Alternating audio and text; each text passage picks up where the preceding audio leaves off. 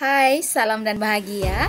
Nama saya Mary Senlitanto, calon guru penggerak Angkatan 10 SMP Swasta Katolik Santo Yosef Noel Baki, Kabupaten Kupang, Provinsi Nusa Tenggara Timur.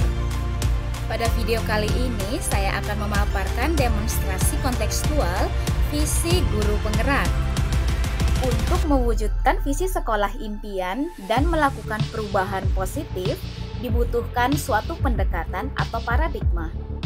Paradigma yang dimaksud adalah inquiry apresiatif, yang pertama kali dikembangkan oleh David Cooperrider, dan pendekatan ini dikenal dengan pendekatan manajemen perubahan yang kolaboratif dan berbasis kekuatan.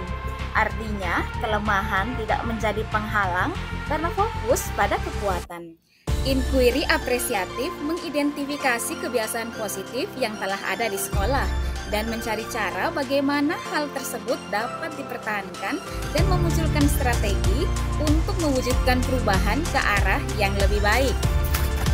Dengan hal positif ini, maka sekolah dapat menyelaraskan kekuatan dan visi sekolah impian dan juga visi warga sekolah.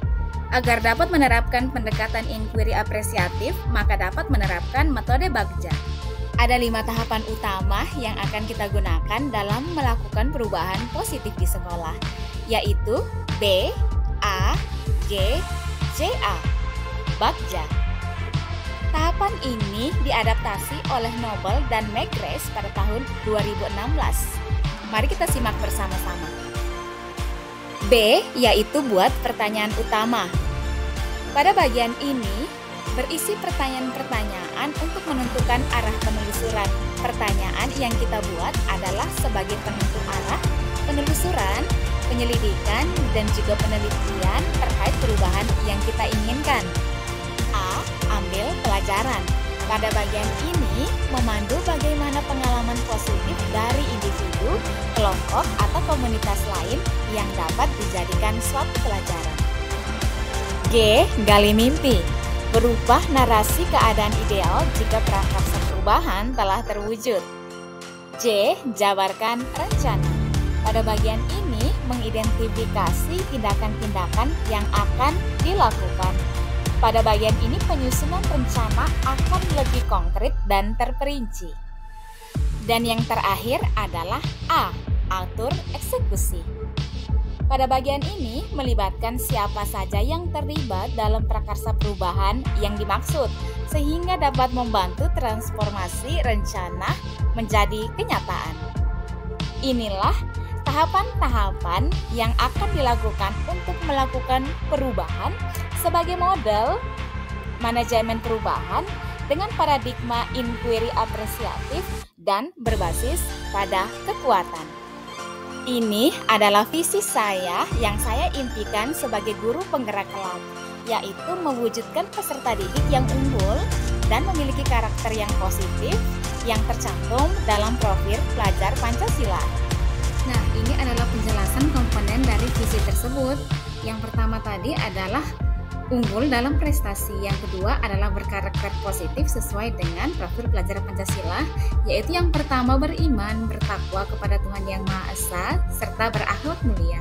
Yang kedua adalah mandiri, yang ketiga berpikir kritis, yang keempat kreatif, yang kelima gotong royong, dan yang keenam adalah berkebinekaan global. Dengan prakarsa perubahan, mewujudkan suasana yang menyenangkan dalam pembelajaran. Nah, mari kita simak bersama-sama. Ini adalah pertanyaan utama yang sudah saya buat, yaitu apa yang harus saya lakukan untuk menciptakan suasana belajar yang menyenangkan. Tindakan atau penyelidikan yang perlu dilakukan adalah yang pertama, melakukan diagnosis awal. Nah, pada bagian ini saya selalu berdiskusi dengan peserta didik dan juga membagi kelompok belajar agar mereka senang dan juga merdeka dalam belajar. Saya selalu berdiskusi apa yang ingin mereka lakukan selama pembelajaran bahasa Inggris terkait materi yang saya ajarkan. Yang kedua adalah berkolaborasi dengan teman sejawat. Di bagian ambil pelajaran, pertanyaannya adalah Apakah pembelajaran yang sudah saya lakukan selama ini di kelas menyenangkan bagi peserta didik? Bagaimana saya bisa mengetahui bahwa suasana belajar yang telah saya lakukan itu bisa dikatakan menyenangkan bagi peserta didik? Dan yang ketiga adalah keterampilan apa yang sudah saya miliki dalam mewujudkan pembelajaran yang menyenangkan. Tindakan yang perlu dilakukan untuk menjawab pertanyaan tersebut adalah yang pertama, mencari contoh pembelajaran yang menyenangkan di YouTube. Fokus mengembangkan potensi diri melalui seminar online maupun offline, workshop, IKM, dan sebagainya. Dan yang ketiga adalah melakukan refleksi pembelajaran dengan cara menyebarkan angket dan testimoni siswa serta guru.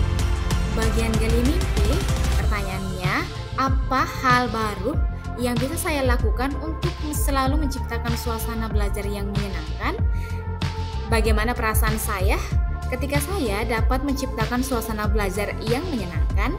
Tindakan yang perlu dilakukan untuk menjawab pertanyaan tersebut adalah yang pertama, mencari tahu hal baru seperti model strategi dan metode pembelajaran yang bisa menciptakan suasana belajar yang menyenangkan. Dan yang kedua adalah membuat refleksi pembelajaran dari peserta didik. Di bagian jabarkan rencana, pertanyaan yang saya siapkan adalah apa langkah yang saya lakukan untuk menciptakan suasana belajar yang menyenangkan? Tindakan yang perlu dilakukan adalah melakukan diskusi bersama teman sejawat, merancang rencana pembelajaran yang menyenangkan bagi peserta didik, mulai dari model, strategi, metode, dan materi pembelajaran. Mengkondisikan situasi kelas agar lebih menyenangkan, membuat deskripsi minat peserta didik melalui survei dan wawancara. Langkah yang terakhir adalah atur eksekusi. Pertanyaan yang sudah saya siapkan adalah siapa saja pihak yang terlibat dalam pembelajaran menyenangkan yang dilakukan di dalam kelas maupun di luar kelas. Yang kedua, siapa yang bertanggung jawab untuk menciptakan suasana belajar yang menyenangkan di sekolah? Nah, tindakan yang diambil untuk menjawab pertanyaan tersebut adalah yang pertama, melakukan kolaborasi dengan kepala sekolah dan teman sejawat untuk mengobservasi proses pembelajaran. Yang kedua adalah seluruh warga sekolah wajib untuk menciptakan suasana belajar yang menyenangkan di sekolah bagi peserta didik. Nah, itu dia rancangan tindakan perubahan sesuai metode Bagja yang sudah saya buat dan saya rencanakan. Terima kasih.